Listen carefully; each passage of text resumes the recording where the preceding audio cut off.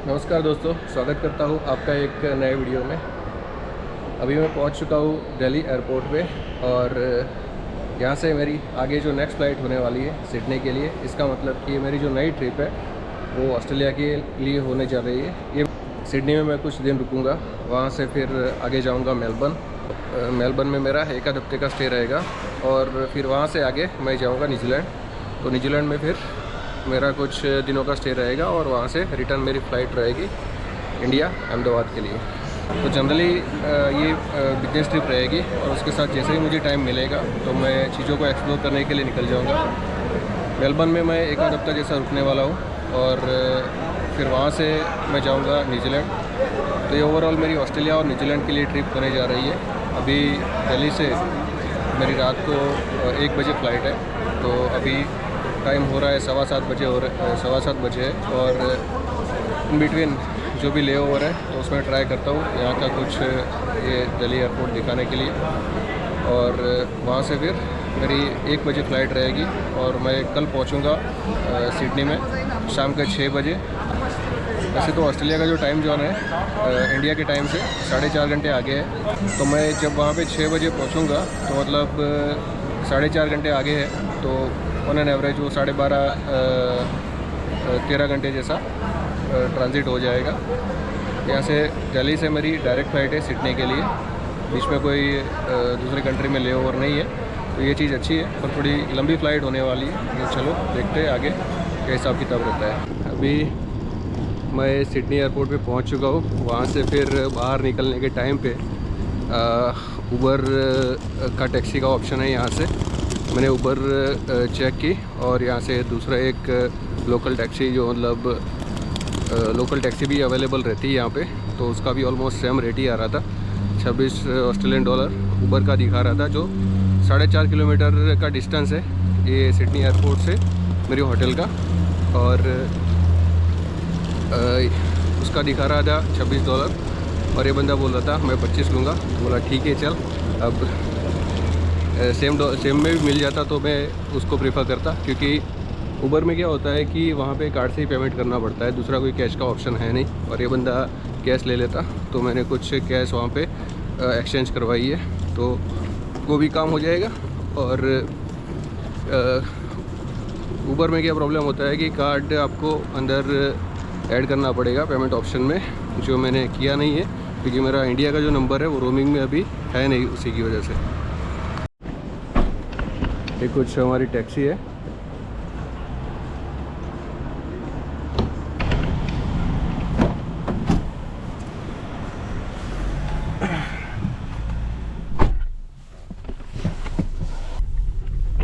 तो ये भाई जो है, जो टैक्सी जिनकी है वो चाइना से है और एशियन कॉन्टिनेंट से बहुत सारे लोग माइग्रेट करते हैं। तो ये भी वहाँ से यहाँ पे काम धंधे के चक्कर में यहाँ पे ये लोग आते हैं। तो ये बाहर का कुछ सीन इस तरह से दिख रहा है एयरपोर्ट से जैसे ही बाहर निकलते हैं।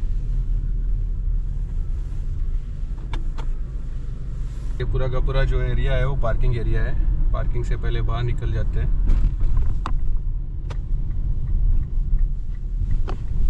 तो यहाँ से एयरपोर्ट से बाहर निकलने के टाइम पे एयरपोर्ट से बाहर लोकल ट्रांसपोर्टेशन के लिए टैक्सीज़ है, बस सर्विस भी रहती है। वैसे इनकी एयरपोर्ट से शटल बसेस भी चलती है, पर मेरा जो होटल है उसका मैंने देखा तो उसमें बस का कोई ऑप्शन था नहीं। तो उसके अलावा मेरे पास ट्रेन पकड़ने में जाऊँ तो भी उसमें ज़्यादा टाइम लगने वाला था, 28 मिनट दिखा रहा था उसमें भी।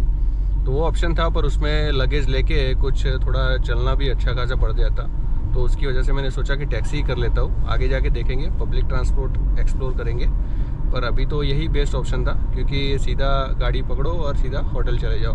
रात का टाइम हो गया है, अभी रात का 7 सवा 7 जैसा हो गया है और बाहर देखो अब पूरे का पूरा अंधेरा है। और यहाँ पे 5:30 बजे सनसेट हो जाता है और 5:30 मतलब रात के टाइम पे लोग इतने बाहर निकलते नहीं, पूरा का पूरा सन्नाटा दिखता है।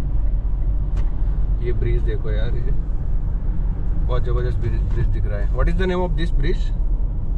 This bridge name? This bridge I don't know. Like for my phone. This one I don't know. Okay. Yeah. This building. New building. Okay, new building. Okay. Yeah. और रात के टाइम पे आप बाहर देखो, पूरा का पूरा सन्नाटा दिखेगा, इतना कुछ लोग रहते नहीं। और 6 बजे के बाद अपना ऑफिस आवर्स पूरा करने के बाद लोग बाहर इतने निकलते नहीं है। This one, you look city. Okay, City. यहाँ से देखो आप, ये सिडनी सिटी साइड से वो जिस तरह से दिख रहा है। जैसे मैं बाहर निकला तो वहाँ पे कुछ मनी एक्सचेंजेस के लिए ऑफिसेस थे। तो अभी ऑस्ट्रेलियन डॉलर का जो रेट है वो यूएसडी के सामने 122 ऑस्ट्रेलियन डॉलर का एक्सचेंज था। तो मैंने कुछ यूएसडी एक्सचेंज करवा ली है, जो मुझे कुछ यहाँ पे कैश पेमेंट के ऑप्शन के लिए काम आएंगे। ज़्यादातर मैं एक्चुअली ये पहले भी ऑस्ट्रेलिया आ चुका हूँ, 2023 में ऑस्ट्रेलिया आया था। तो उस टाइम पे भी ऐसा था कि कोविड के बाद इन्होंने कैश ट्रांजैक्शन ऑलमोस्ट बंद जैसा ही कर दिया था। तो जिसकी वजह से पब्लिक ट्रांसपोर्ट है या फिर रेस्टोरेंट, होटल्स, सब जगह पे ये कंपलसरी वहाँ पे कार्ड से ही पेमेंट करना पड़े, कैश का ऑप्शन रहता नहीं है। तो उसकी वजह से ज़्यादा कैश एक्सचेंज करवाने का कोई मतलब नहीं था। पर कुछ जगह पे अगर ग्रोसरी की अगर कुछ ज़रूरत पड़ी, या फिर ये जैसे मैं ये टैक्सी करी, तो ये प्राइवेट टैक्सी अगर आप करते हो तो उस केस में आप कैश से पेमेंट का ऑप्शन रहता है, और वो कुछ थोड़ा हैंडी भी रहेगा। तो उसकी वजह से मैंने फिर कुछ यूएसडी एक्सचेंज करवा लिया। अगर सिम की बात करें तो सिम में डिफरेंट ऑप्शंस थे। वोडाफोन था और उसके अलावा कुछ लोकल कंपनीज भी थी। तो डेटा की बात करें तो नियर अबाउट 10 GB का रेट था, कुछ 15 एक ऑप्शन देखा मैंने जो 10 GB का रेट था, 35 ऑस्ट्रेलियन डॉलर। तो उसका 15 दिन का टाइम लिमिट था और 10 GB का एक्सेस था उसमें इंटरनेट का। और उसके अलावा वोडाफोन भी था। वोडाफोन में देखा, वोडाफोन का भी 35 का रेट था, पर अगर आप 3 महीने का करते हो तो उसमें 35 की जगह 25 वो लोग ले लेते हैं। इतना साइलेंस है, कहीं पे भी हॉर्न आपको बजते दिखेंगे नहीं, और एकदम साइलेंस है। ये यहाँ की बसेस रहती है इस तरह की, ये आप सामने देख सकते हो।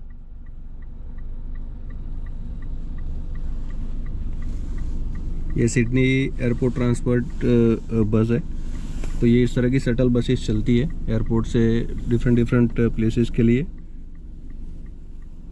और उसमें भी कार्ड के अलावा दूसरा कोई ऑप्शन रहता नहीं। आप कार्ड टैप करो और निकल जाओ।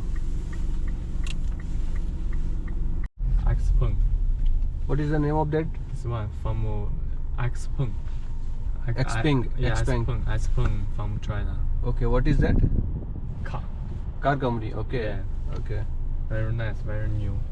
वैसा अभी आपको ये पीछे की साइड पे एक्सपेंग करके जो दिख रहा है, एक शोरूम जो कार की कंपनी का है, that company is from China. Bridge देखो यार किस तरह से अच्छा खासा लाइटिंग भी किया हुआ है, डिजाइन भी किया हुआ है। तो अपनी ये होटल आ चुकी है, अभी अपना ये सामान वामान ले लेते हैं। मैं आपको होटल की टूर करवा लेता हूँ। होटल तो वैसे बहुत बड़ी है, बहुत सारे रूम्स हैं, और मेरा जो रूम नंबर है वो 252 है। तो 252 आगे जाके आप देख सकते हो रूम ख़त्म ही नहीं होते हैं, और ये मेरा 252 नंबर है। तो चलिए चलते हैं अंदर की साइड, आपको रूम दिखाता हूँ कैसा दिखता है। ये कुछ इस तरह का रूम है मेरा। ये बेड, क्वीन साइज बेड है, और ये ड्रेसिंग टेबल जहाँ पे कुछ काम करना है, वीडियो एडिट करना है, कंपनी का काम करना है, मेल चेक करना है उसके लिए। तो ये हीटर ऐसी जो भी समझ लो। ये अपना बड़ा सा एक टीवी, और ये बाथरूम कुछ इस तरह का है। शावर एरिया,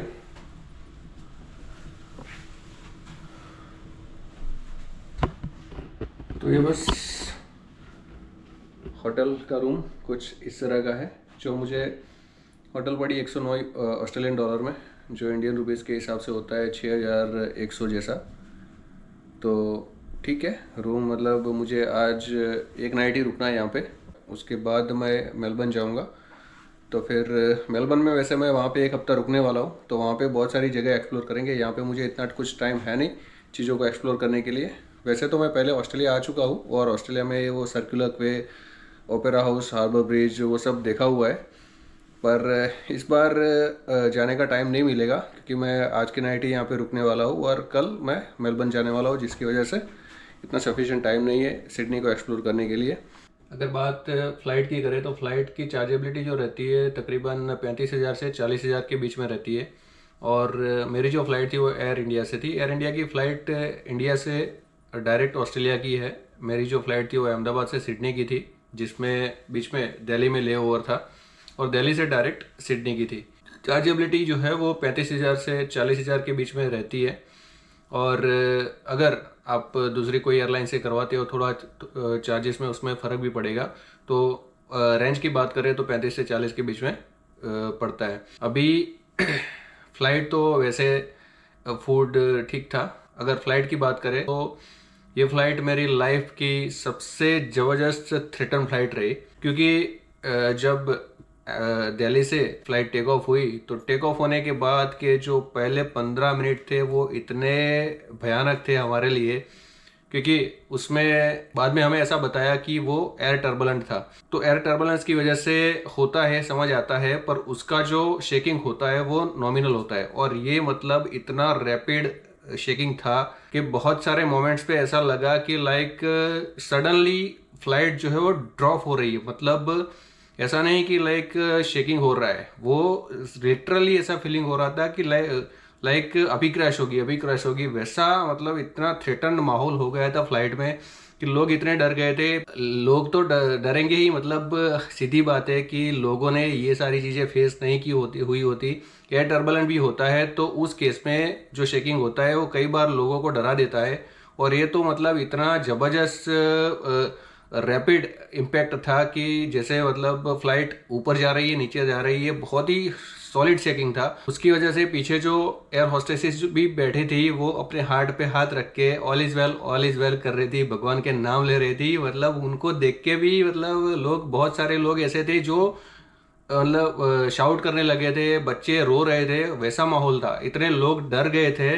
तो कई बार क्या होता है कि एयर टर्बुलेंट होता है वो समझ आता है और उसके बाद जो कैबिन क्रू होता है वो अनाउंसमेंट करता है। फ्लाइट टेक ऑफ होने के बाद आधे घंटे तक वो चीज़ का कुछ भी मतलब कैबिन क्रू से कोई मैसेज नहीं आया। और वो टाइम इतना हॉरिबल था हमारे लिए, like it was just like a nightmare. मतलब एक दिमाग में होता है ना कि यार अब तो आज तो गए। हमने पहले बहुत सारे ऐसे रील्स वीडियोस देखे हुए होते हैं और अगर जब खुद अपने इस तरह की सिचुएशन फेस करते हैं तो वो बहुत ही डेंजरस, मतलब वो उस टाइम पे माइंड में ऐसे ऐसे ख्याल आने लगते हैं, जो अपने जो क्लोज होते हैं उनकी बारे में सोचने लगते हैं। और मतलब मेरे आजू बाजू में जो लोग बैठे थे वो लोग एयर होस्टेसेस को पूछ रहे थे कि is this normal, is this the first time you are facing. पीछे की साइड पे जो एयर होस्टेस बैठी थी वो मेरे सामने इस तरह से उंगली करके बोल रही है कि लाइक उसके मुंह में से भी आवाज नहीं निकल रही थी। मतलब ऐसी भयानक सिचुएशन थी। और जो फर्स्ट हाफ एन आवर जो हमने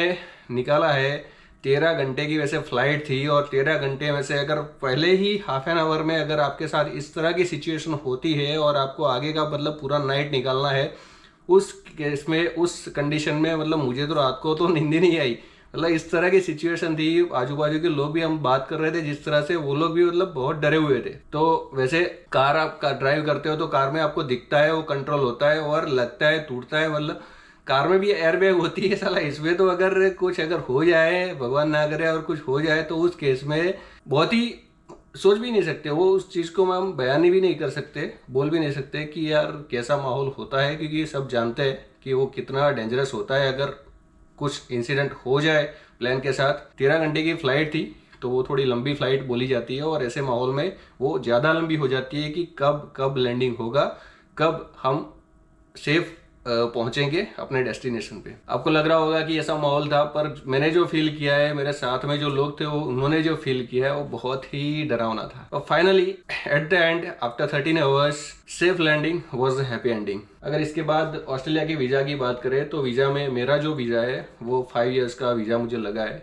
वो बिजनेस वीज़ा है। तो बिजनेस क्लास वीज़ा में क्या होता है कि कंपनी का स्पॉन्सर लेटर होता है, फिर आप कंपनी में जो भी जॉब करते हो उसकी एक प्रोफाइल का अपने एंड से एप्लीकेशन लेटर होता है। उसके अलावा जो भी एप्लीकेशन फॉर्म है, कंपनी के ITR है 3 साल के, कंपनी का 6 महीने का बैंक स्टेटमेंट है। ये ऑस्ट्रेलिया के केस में मैंने देखा, आपका जो पासपोर्ट रहता है उसका पूरा का पूरा पासपोर्ट को स्कैन करके नोटराइज करके देना पड़ता है, तो ये एक एडिशनल रिक्वायरमेंट थी। तो उसके अलावा तो बाकी सारे जो डॉक्यूमेंट्स है वो कंपनी के थे, तो मतलब कंपनी का ITR हो गया, 6 मंथ का स्टेटमेंट हो गया, वही चीज़ मेरा 3 महीने का, और वही चीज़ मेरा लास्ट 6 महीने का स्टेटमेंट, मेरा 3 साल का ITR, उसके अलावा मेरा फोटो है। ऑस्ट्रेलियन वीज़ा जो है वो वीज़ा रहता है, और उस केस में अपने जो सारे डॉक्यूमेंट्स है वो स्कैन कॉपी हमें उसकी वेबसाइट पे सबमिट करनी होती है। चार्जेबिलिटी की बात करें तो ऑस्ट्रेलियन वीज़ा जो है वो 190 ऑस्ट्रेलियन डॉलर में पड़ता है, तो मोटा मोटी 10,500 जैसा उसका कॉस्ट आता है। और ये whether if you are applying for the business visa और विजिटर वीज़ा, दोनों के केस में सेम चार्जेबिलिटी है।